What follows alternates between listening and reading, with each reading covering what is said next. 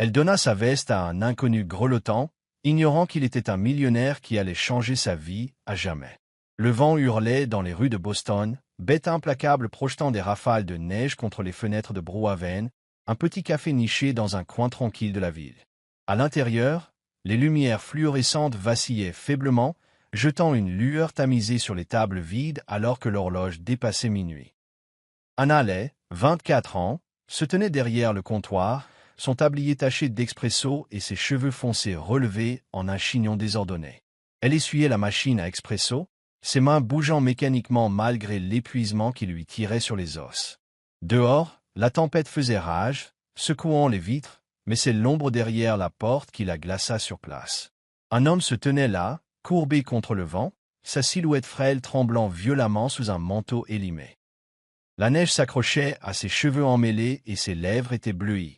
Le souffle d'Anna se coupa, son chiffon lui glissant des doigts. Elle plissa les yeux à travers la vitre givrée. Il ne bougeait pas, tremblait seulement, fantôme dans le blizzard. « Mon Dieu !» murmura-t-elle en s'approchant de la porte. Derrière elle, Jake, son collègue, leva les yeux du sol qu'il balayait, son balai s'immobilisant en plein mouvement. « Anna, qu'est-ce que tu fais ?» lança-t-il, sa voix perçante dominant le rugissement de la tempête. Elle ne se retourna pas, sa main déjà sur la serrure. « Il y a quelqu'un dehors. Il est en train de geler. » Jake laissa tomber le balai et traversa la pièce, regardant par-dessus son épaule. « Anna, ne sors pas. Ce n'est pas ton problème. Laisse-le se débrouiller. » Sa mâchoire se serra, ses doigts tournant le peine dormant. « Pas mon problème. Il est à moitié mort, Jake. Je ne peux pas l'ignorer. Il pourrait être ivre ou fou. Écoute, appelle juste le 911 si tu es si inquiète. » Jake attrapa son bras, mais elle le retira vivement, se retournant pour lui faire face. « Et quoi? Le laisser geler pendant qu'on attend?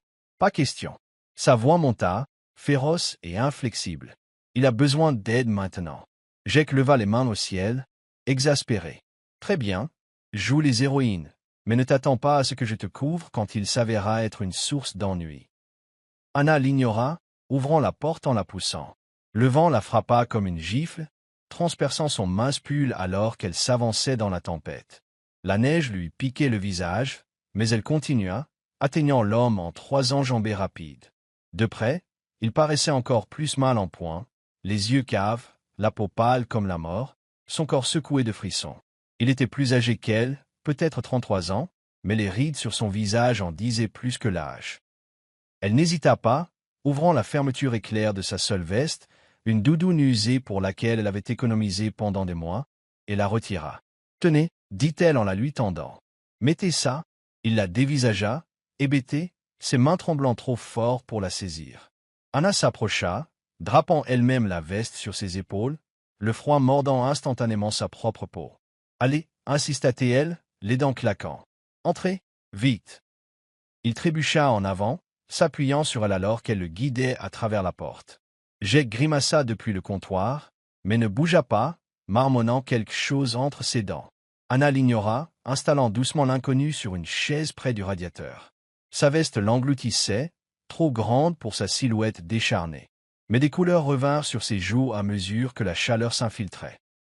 Elle attrapa une serviette derrière le comptoir et la lui tendit, le regardant essuyer la neige de son visage. Anna était une bonne poire, tout le monde le savait. Elle faisait des doubles services pour envoyer de l'argent à ses parents, joignant les 2 bouts grâce au pourboire et à un espoir tenace. Ce type, cependant, c'était une épave. Un jean sale, des bottes éraflées, une barbe qui n'avait pas vu de rasoir depuis des semaines. Personne n'aurait deviné qu'il s'agissait de Léon Brox, un millionnaire qui avait disparu du monde. Pour elle, il n'était qu'un inconnu qui avait besoin d'aide. Elle s'accroupit à côté de lui, les bras enroulés autour d'elle contre le froid. « Ça va ?» demanda-t-elle, la voix plus douce maintenant. Il leva la tête, ses yeux gris rencontrant les siens, troubles, illisibles, comme s'il la voyait à travers un brouillard. Ses lèvres s'entr'ouvrirent, gercées et sèches, et un mot faible s'échappa. « Merci. » Anna hocha la tête, soutenant son regard, le hurlement de la tempête s'estompant en un bourdonnement lointain. Quelque chose vacilla dans son regard. De la gratitude, peut-être, ou quelque chose de plus profond qu'elle ne pouvait identifier. Elle se leva, époussetant la neige de ses manches, se demandant déjà qui il était et pourquoi il avait atterri là. La tempête malmenait les fenêtres de Brouhaven, un hurlement incessant qui noyait le bourdonnement du chauffage du café. Anna se tenait derrière le comptoir, son pull humide de neige, observant l'inconnu qu'elle avait tiré du froid. Il était affalé sur une chaise, près du radiateur, sa veste surdimensionnée toujours drapée sur ses épaules, ses mains enroulées autour de ses genoux comme s'il s'accrochait à la chaleur. L'horloge dépassa 1 heure du matin, et Jake était déjà parti en trombe, maugréant à propos de son cœur d'artichaut. Elle était seule maintenant, juste elle et cette énigme grelottante. Elle attrapa une tasse sur l'étagère, la céramique chaude du lave-vaisselle, et la remplit de café noir de la cafetière qu'elle avait préparé plus tôt. De la vapeur s'enroula alors qu'elle traversait la pièce, ses baskets grinçant sur le sol mouillé. « Tenez, dit-elle en la lui tendant. C'est chaud. Buvez. » Il leva la tête, ses yeux gris croisant les siens un instant avant de retomber sur la tasse. Ses mains tremblaient en la prenant, ses doigts osseux et à vif à cause du froid. « Léon, croissa-t-il, sa voix rêche comme du gravier. « Je m'appelle Léon. » Anna hocha la tête, tirant une chaise en face de lui. « Moi, c'est Anna. Vous avez un nom de famille, Léon ?» Il fixa le café, silencieux, puis but une lente gorgée, grimaçant alors que la chaleur touchait ses lèvres gercées. « Juste Léon, murmura-t-il, à peine audible par-dessus le vent. Elle attendit, s'attendant à plus. D'où il venait? Pourquoi il était dehors? Mais il se referma comme une huître, son regard fixé sur la tasse comme si elle contenait des réponses qu'elle ne pouvait pas voir. « Vous ne pouvez pas rester dehors par ce temps, » dit-elle en désignant la tempête d'un coup de menton. « Passez la nuit ici.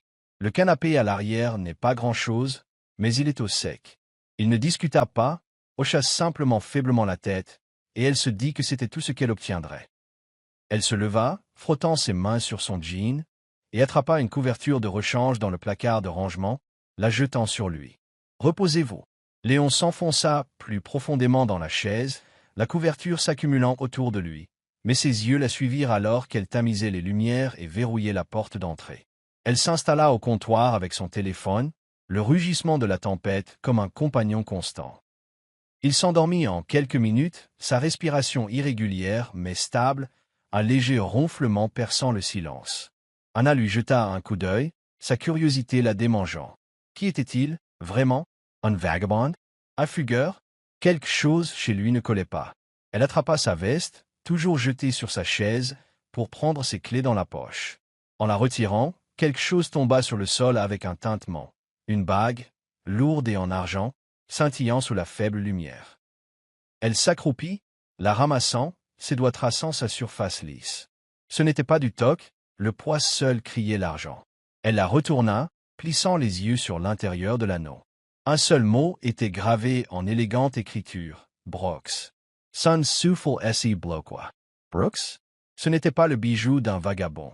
Anna se rassit, la bague froide dans sa paume, son esprit s'emballant. Elle avait vu suffisamment de vitrines de prêteurs sur gage pour savoir que c'était du vrai, cher, peut-être même fait sur mesure. Pourquoi un type comme lui, à moitié gelé et dépenaillé, porterait-il quelque chose comme ça? Elle jeta un coup d'œil à Léon, son visage détendu dans le sommeil, et la suspicion s'insinua. Ce n'était pas juste un sans-abri, il y avait plus en lui, quelque chose d'important. Elle sortit son téléphone, l'écran projetant une lueur bleue sur son visage, et tapa Léon Brooks dans la barre de recherche. Les résultats se chargèrent lentement, le Wi-Fi étant instable à cause de la tempête, mais ensuite ils apparurent. Des gros titres datant de plusieurs mois, le millionnaire de la tech Léon Brooks disparaît après un scandale financier. Brooks Enterprises en plein chaos alors que le PDG disparaît. Une photo granuleuse apparut, un homme rasé de près en costume, mâchoire carrée, yeux gris. Elle plissa les yeux vers la silhouette endormie de l'autre côté de la pièce. Mêmes yeux, même ossature, enfouis sous la saleté et le désespoir. Son pouls s'accéléra. Se pouvait-il que ce soit lui? Elle fit défiler plus loin, des articles sur des allégations de fraude, un accord qui avait échoué, un homme qui avait tourné le dos à des millions, aucune mention de l'endroit où il était allé, juste des rumeurs et des impasses. Anna baissa son téléphone, la bague toujours serrée dans sa main. Si c'était Léon Brooks, que diable faisait-il à geler devant sa boutique? Et pourquoi le cacher? Elle remit la bague dans la poche de la veste, ses doigts tremblant légèrement. Léon remua, marmonnant quelque chose d'incohérent, mais ne se réveilla pas. Anna s'appuya contre le comptoir, le hurlement de la tempête emplissant le silence. « Qui es-tu, vraiment » se murmura-t-elle, sa voix perdue dans le vent. Elle ne le pousserait pas encore, mais elle découvrirait la vérité, non d'un chien. La neige s'était transformée en une fine couche craquante devant Brookhaven lorsque le mercredi arriva, la tempête n'étant plus qu'un souvenir estompé sous un ciel gris de Boston. Anna se tenait derrière le comptoir, faisant mousser du lait pour un latte, les manches de son pull retroussées jusqu'au coude. Le coup de feu du déjeuner s'était calmé, laissant le café silencieux à l'exception du sifflement de la machine à expresso et du faible bourdonnement d'une radio jouant du vieux jazz. Elle avait à peine pensé à Léon depuis cette nuit-là. Le travail et les factures avaient le don d'enterrer les mystères errants, mais la bague pesait toujours lourd dans son esprit, rangée dans la poche de sa veste. La cloche au-dessus de la porte tinta et elle leva les yeux, s'attendant à un autre habitué. Au lieu de cela, un homme en gilet bleu marine sur mesure entra, ses chaussures vernis claquant sur le carrelage. Il était grand, rasé de près, ses cheveux foncés coiffés en arrière, et ses yeux gris se fixèrent sur elle avec une intensité tranquille. Anna se figea, la tasse manquant de lui glisser des mains. C'était lui, Léon, mais pas l'épave grelottante qu'elle avait sortie de la neige.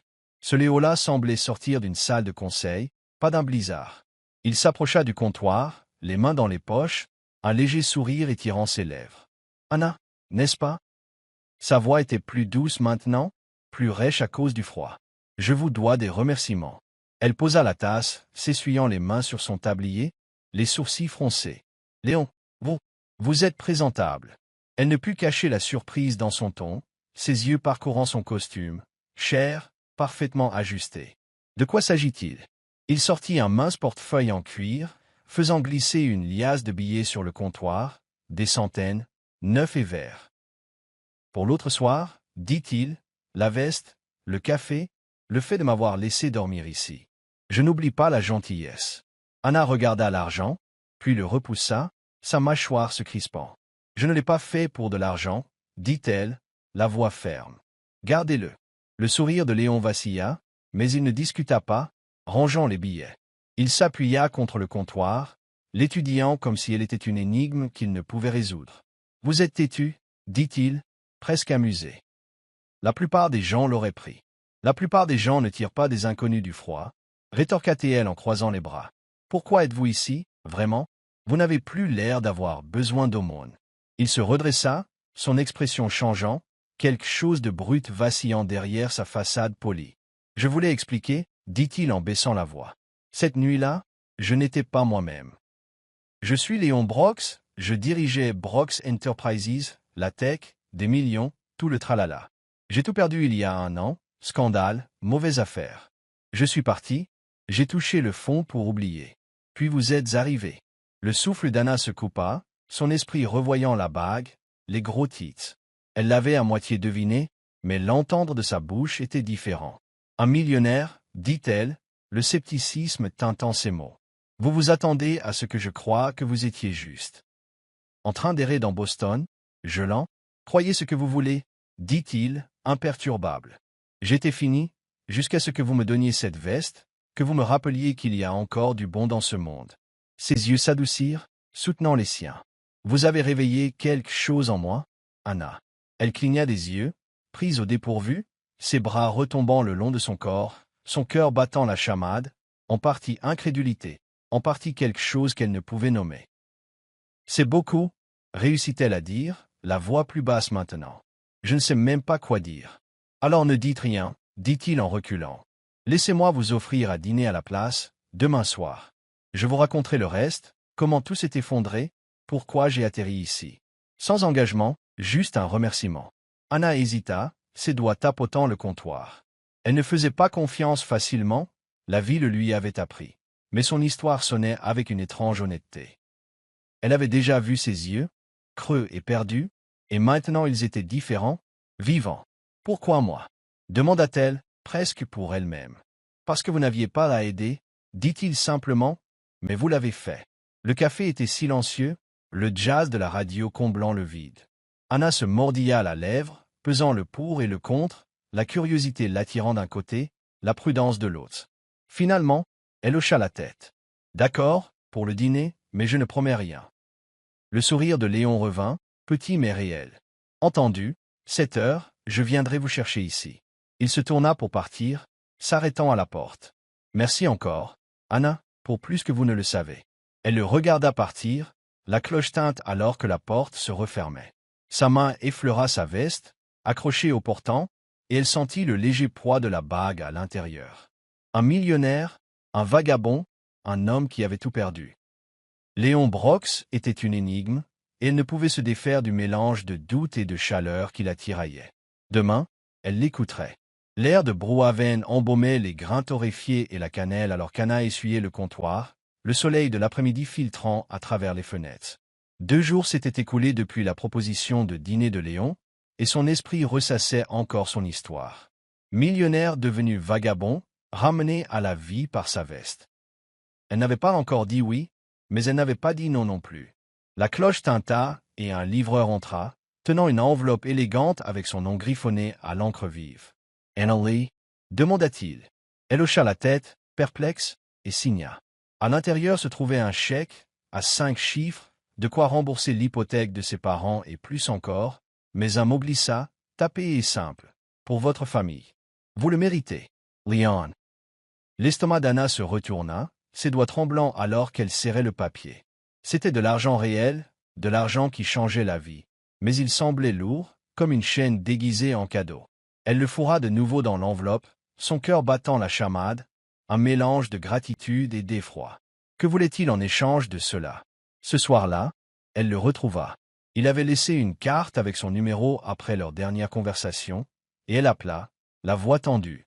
« Retrouvez-moi au café, maintenant. » Il arriva 20 minutes plus tard, toujours dans ce gilet bleu marine, son expression calme mais curieuse alors qu'il entrait. L'endroit était vide, fermé pour la nuit, le bourdonnement du réfrigérateur étant le seul son. Anna claqua l'enveloppe sur le comptoir, le chèque dépassant. « Qu'est-ce que c'est » demanda-t-elle, les yeux rivés sur les siens. Léon y jeta un coup d'œil, puis la regarda de nouveau, imperturbable. « Un remerciement. Vous avez dit que vos parents avaient des difficultés, j'ai pensé que cela pourrait aider. » Elle croisa les bras, sa voix montant. « Aider? C'est des milliers. Léon, on ne laisse pas tomber ça sur quelqu'un comme ça. Qu'est-ce que tu veux de moi ?» Il fronça les sourcils, s'approchant, les mains levées comme en signe de trêve. « Rien, je le jure. Vous m'avez donné quelque chose cette nuit-là. Sans condition, sans question.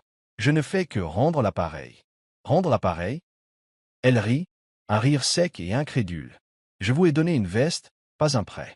J'ai l'impression que vous m'achetez ou quelque chose du genre. » Sa poitrine se serra, la peur s'insinuant. Elle avait rencontré des types qui exhibaient leur argent pour obtenir ce qu'ils voulaient. Léon ne semblait pas comme ça, mais c'était trop. Il secoua la tête, sa voix ferme. « Anna, je ne veux rien. J'ai de nouveau de l'argent. J'ai vendu de vieux actifs. Je vous ai entendu au téléphone la semaine dernière, vous inquiétant pour les factures de votre père. J'ai pensé que je pouvais arranger ça. » Elle le dévisagea, cherchant sur son visage.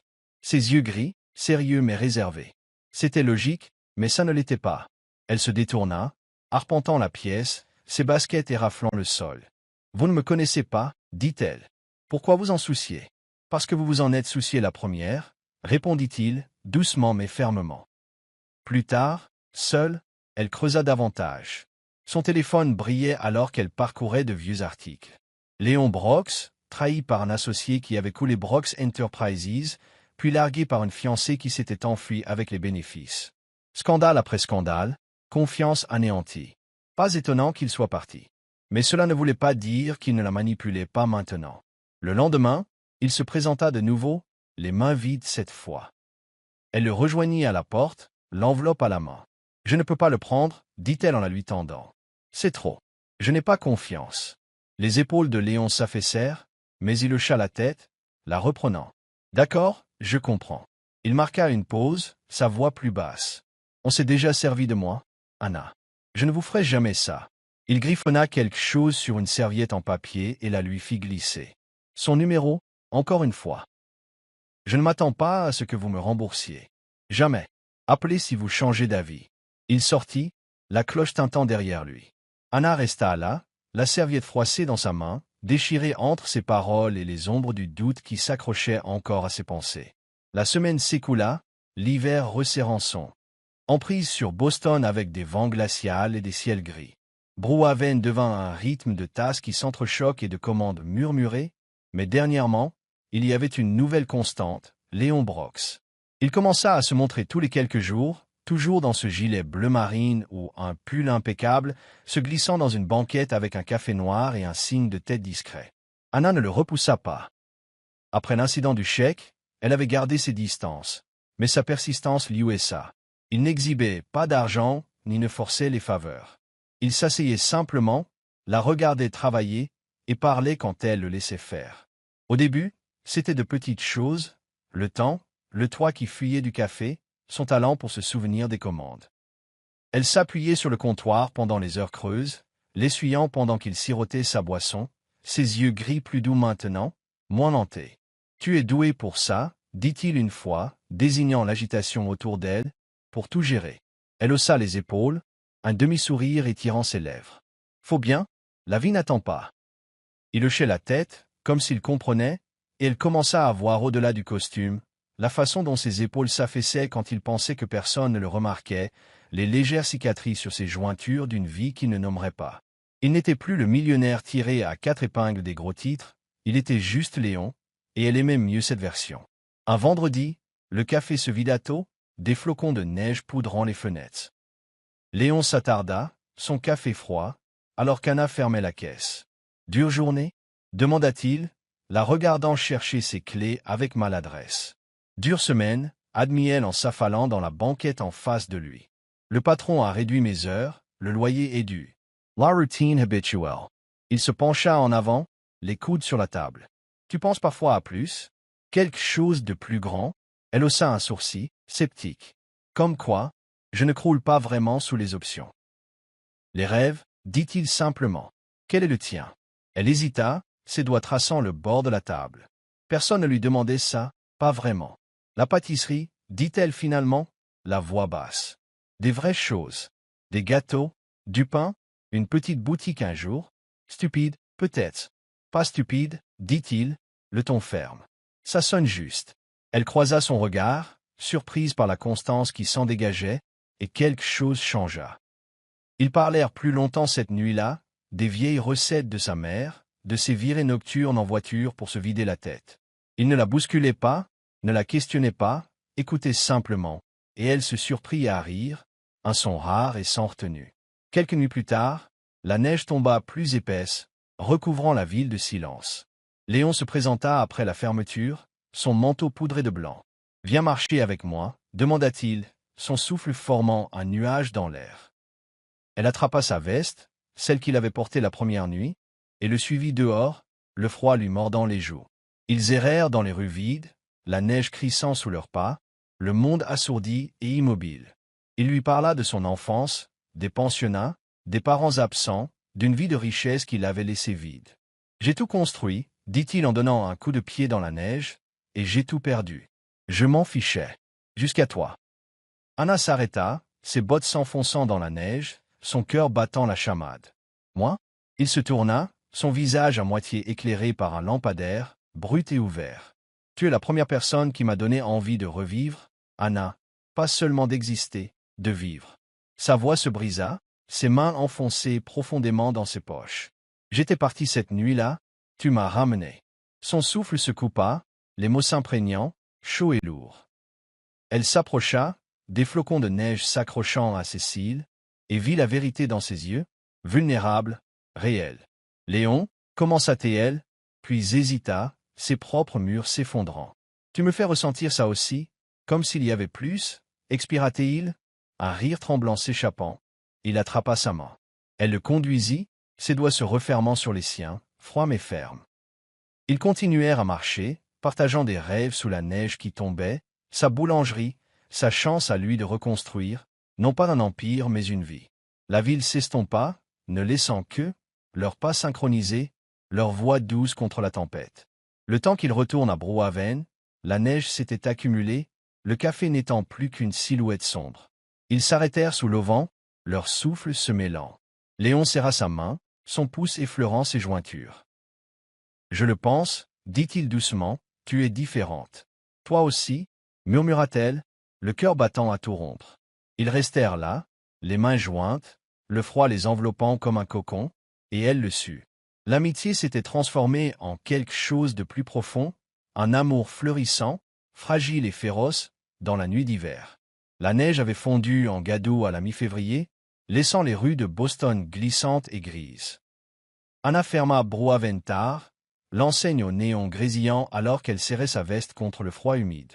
Léon était passé plus tôt, sa banquette habituelle vide maintenant, sa tasse de café encore chaude quand il était parti prendre un appel. Leur nuit ensemble, promenade, discussion, mains qui se frôlent, avait tissé un rythme tranquille. Mais ce soir semblait différent, l'air lourd de quelque chose qu'elle ne pouvait nommer. Elle s'engagea dans la ruelle vers son arrêt de bus quand une ombre surgit, épaules larges, cheveux gominés en arrière, un sourire narquois qui lui retourna l'estomac. « Anna, n'est-ce pas ?» dit l'homme, sa voix douce et froide. La petite sauveuse de Léon. Elle se figea, ses clés s'enfonçant dans sa paume. « Qui êtes-vous » ? Marc, dit-il en s'approchant, son manteau cher frôlant le trottoir mouillé. Un vieil ami à lui. Il m'évite, mais toi, tu es le levier dont j'ai besoin. Ses yeux brillèrent, prédateur. Dis-lui de reculer ou je balance tous les sales secrets de Brox Enterprises. Évasion fiscale, affaire louche, il sera ruiné. Son pouce s'emballa, la colère l'emportant sur la peur. Je ne sais pas de quoi vous parlez, claqua-t-elle en reculant. Laissez-moi tranquille. Marc rit, un rire bas et sec. Mignon, mais il n'en vaut pas la peine, ma belle. Dégage ou je te force. Avant qu'elle ne puisse réagir, il se jeta sur elle, lui attrapant le bras et le tordant violemment. Une douleur fulgurante lui traversa le poignet alors qu'elle trébuchait, ses clés tombant bruyamment sur le sol. Elle lança son poing libre, atteignant sa mâchoire, mais il la projeta contre le mur de briques, son souffle chaud sur son visage. Dernier avertissement, siffla-t-il, sa prise se resserrant. Dis-lui. Un cri déchira l'obscurité. Lâche-la. Léon déboula dans la ruelle, son manteau claquant alors qu'il plaquait Marc contre le mur opposé. Anna halta, se relevant péniblement alors que les deux hommes se battaient, les poings volants. Marc asséna un coup aux côtes de Léon, mais Léon rugit en retour, lui enfonçant son coude dans le nez. Du sang gicla, tachant la gadoue de rouge. Marc tituba, jurant, et sortit un couteau à cran d'arrêt de sa poche, la lame brillant sous un lampadaire. Anna cria. Léon, attention! Il esquiva alors que Marc tailladait, le couteau éraflant son bras, déchirant sa manche.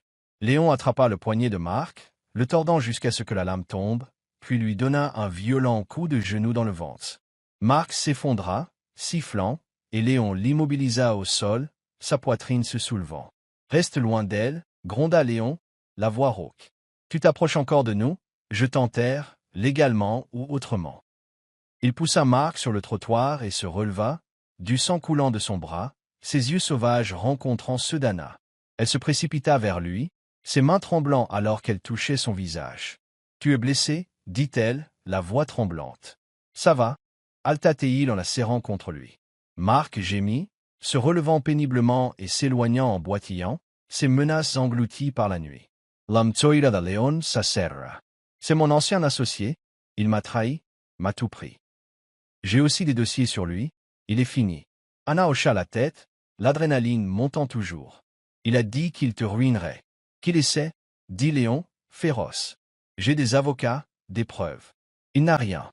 Il grimaça, se tenant le bras, et elle le tira vers la porte arrière du café, la déverrouillant de main malhabile.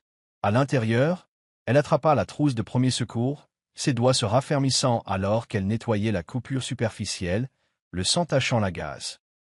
Léon la regardait, sa respiration ralentissant, sa main reposant sur son genou. « Je suis désolé, » murmura-t-il, « je ne pensais pas qu'il s'en prendrait à toi. » Elle serra le bandage, ses yeux rencontrant les siens. « Il n'a pas gagné, » dit-elle, ferme. « Nous sommes plus forts qu'il ne le pense. » Il sourit, un sourire faible mais réel, l'attirant dans ses bras.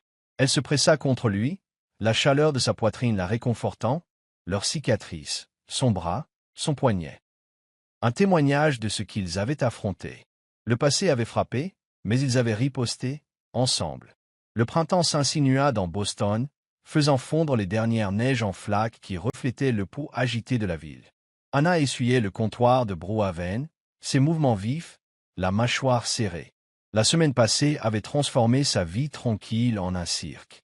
Les tabloïds étalaient son visage sur leurs pages, les gros titres hurlant. Une barista met le grappin sur un millionnaire ou chercheuse d'or ou bonne samaritaine.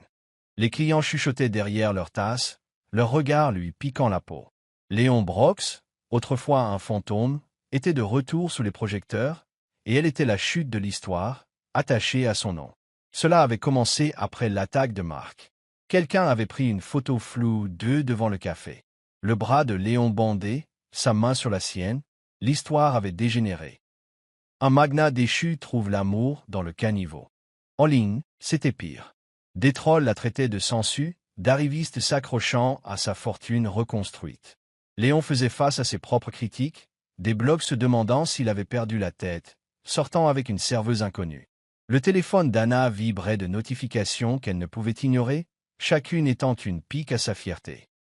Elle avait évité Léon depuis, esquivant ses appels, travaillant tard pour sauter leurs conversations habituelles. Ce soir, cependant, il se présenta, se glissant par la porte alors que le dernier client partait. Son pull était décontracté, mais ses yeux étaient orageux, fixés sur elle. « Tu me tiens à l'écart » dit-il en s'appuyant sur le comptoir. « Pourquoi » Anna jeta son chiffon, sa voix basse. « Tu vois les journaux ? Ils pensent que je suis une sorte de parasite. Léon. Tes amis aussi, probablement. Je ne peux pas faire ça. » Il s'approcha, les sourcils froncés. « Je me fiche de ce qu'ils pensent, je me soucie de toi. » Elle rit, amère, se détournant. « Facile à dire pour toi. Tu es habitué à ça. Moi, non. Je suis une blague maintenant, et c'est humiliant. » Ses mains tremblaient, la honte lui brûlant la gorge. « Peut-être qu'on devrait t'arrêter. Je n'appartiens pas à ton monde. » Non, dit-il sèchement, lui attrapant doucement le poignet pour l'empêcher de faire les 100 pas. Tu ne vas pas nous laisser tomber à cause d'eux. Je ne te laisserai pas partir, Anna, pas pour des titres à la noix. Elle se dégagea, les yeux brillants. Ce ne sont pas que des titres, c'est moi, ma vie, ma dignité. Je t'ai donné une veste, pas un ticket pour me traîner là-dedans. Il s'adoucit, sa voix baissant. Tu m'as donné plus que ça. Tu m'as donné une raison de me battre. Je ne vais pas te perdre à cause de ça. Elle hésita, déchirée, mais le poids de la situation était trop fort. Avant qu'elle ne puisse argumenter, il se redressa, résolu. Je vais arranger ça, dit-il, et il partit, la cloche tintant derrière lui. 2 jours plus tard, la télévision de Brookhaven diffusait à plein volume Léon lors d'une conférence de presse, les flashs crépitant alors qu'il se tenait à un podium au centre-ville. Anna s'interrompit en plein versement, le café coulant sur le comptoir alors que sa voix perçait le brouhaha. « Je suis resté silencieux trop longtemps, dit-il, son ton ferme, autoritaire. Les histoires sur Anna Lay, ce sont des mensonges. Ce n'est pas une chercheuse d'or. Elle m'a sauvé par sa gentillesse, sans calcul, sans cupidité. J'étais une épave quand elle m'a trouvé et elle m'a donné de l'espoir quand je n'en avais plus. Je l'aime pour ça, purement et simplement. » La salle se tut, les journalistes griffonnant, puis explosa de questions. Leon leva la main. « Jugez-moi si vous voulez, mais laissez-la en dehors de ça. Elle est la meilleure chose qui me soit arrivée. » Il quitta la scène, laissant la foule en effervescence. Anna regarda l'écran, la poitrine serrée, une chaleur l'envahissant. Le soir même, la tendance s'inversa. Les réseaux sociaux se retournèrent, les fans louant son authenticité, les journaux faisant machine arrière avec des titres comme une héroïne barista gagne le cœur. Léon se présenta à la fermeture, son expression pleine d'espoir mais prudente. « Tu as vu » demanda-t-il. Elle hocha la tête, contournant le comptoir. « Tu n'avais pas à faire ça. »« Si, je devais, » dit-il en lui prenant la main. « Nous sommes ensemble là-dedans, Anna. » Au diable le bruit. Elle serra ses doigts, sa honte se transformant en résolution. « D'accord, » dit-elle, la voix ferme, ensemble. Ils se tinrent là, unis, prêts à affronter tout ce qui viendrait. Un an s'écoula, et Boston vibrait de la fraîcheur d'un nouvel hiver, l'air vif portant la promesse de la neige. Anna Brox se tenait sur le pas de la porte de Lay Sweethaven, sa boulangerie-pâtisserie, une charmante boutique en briques nichée dans une rue animée. L'enseigne au-dessus brillait doucement, son nom en lettres cursives, un rêve devenu réalité. À l'intérieur, l'odeur des brioches à la cannelle et du pain frais s'échappait, se mêlant au froid alors que les clients affluaient, leur bavardage formant un bourdonnement chaleureux.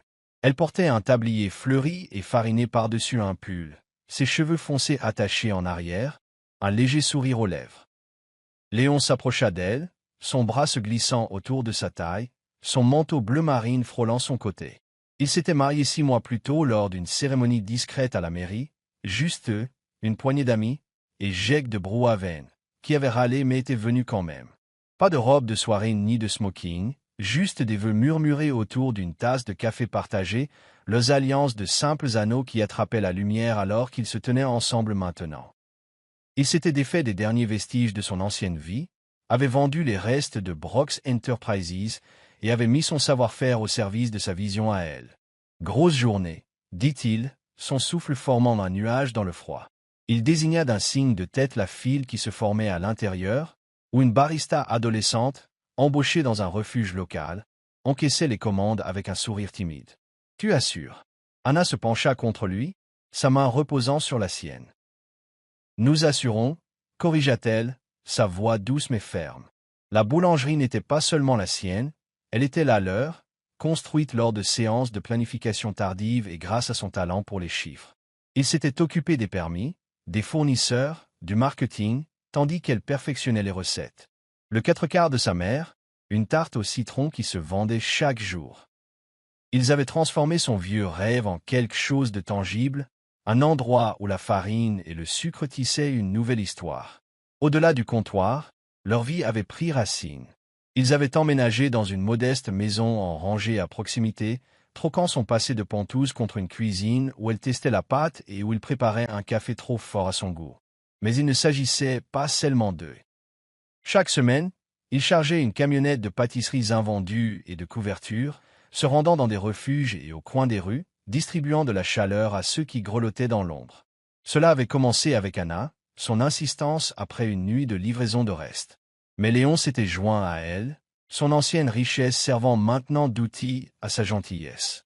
Ils appelaient cela Aven ou Tréhache, une mission discrète née de cette nuit enneigée où elle l'avait sauvée. À l'intérieur, une bénévole empilait des boîtes de brioches pour la tournée du soir, son rire perçant le vacarme. Anna regardait, la poitrine gonflée. De la fierté, oui, mais quelque chose de plus profond, une paix qu'elle n'avait jamais connue auparavant. Léon surprit son regard, ses yeux gris se plissant. À quoi est dû ce sourire? À toi, dit-elle en se tournant vers lui. À ça? À tout ça? Elle désigna la boutique, la rue, la vie qu'il s'était taillée. Je n'aurais jamais pensé.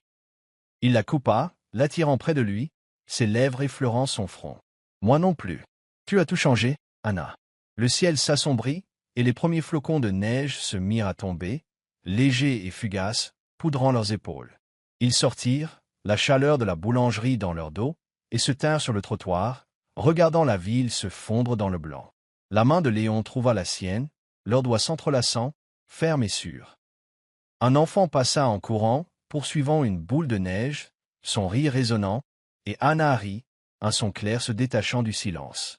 Elle jeta un coup d'œil à la boutique, son nom sur l'enseigne, la lueur se répandant sur la neige, puis à Léon, son visage adouci par la lumière froide. Ils avaient affronté des tempêtes, littérales ou non, son passé, ses doutes, le bruit du monde, et en étaient sortis plus forts. La veste qu'elle lui avait donnée cette nuit-là était maintenant suspendue dans leur placard, relique usée de là où tout avait commencé. Mais ce moment, cette vie, était le vrai cadeau. Des flocons de neige s'accrochèrent à ses cils alors qu'elle serrait sa main, sa voix un murmure dans le silence ouaté. « On a réussi. » « Oui, » dit-il, son bras se resserrant autour d'elle. « On a réussi. » Ils se tinrent là, côte à côte, la boulangerie un phare derrière eux, la neige tourbillonnant doucement et lentement. C'était plus qu'une fin heureuse. C'était un commencement, un amour forgé dans la gentillesse, solide comme l'acier, brillant comme la nuit d'hiver qui s'étendait devant eux. La neige tombait doucement sur Boston, recouvrant le trottoir où Anna et Léon se tenaient, leurs mains jointes alors que les Sweetaven brillaient derrière eux. Ce qui avait commencé par un simple acte, une veste donnée dans une tempête, s'était épanoui en une vie d'amour, de sens et de résilience. D'un inconnu grelottant à un partenaire dans tous les sens du terme, Léon trouva la rédemption dans la gentillesse d'Anna tandis qu'elle découvrait la force dans leur parcours commun. Ensemble, ils transformèrent les épreuves en espoir, prouvant que même les nuits les plus froides peuvent mener aux jours les plus chauds. Alors que la neige se déposait, leur histoire murmurait une vérité. Parfois, le plus petit geste peut réécrire toute une vie. Si le récit d'Anna et Léon vous a touché le cœur, comment la compassion d'une barista a fait fondre le désespoir d'un millionnaire, comment l'amour a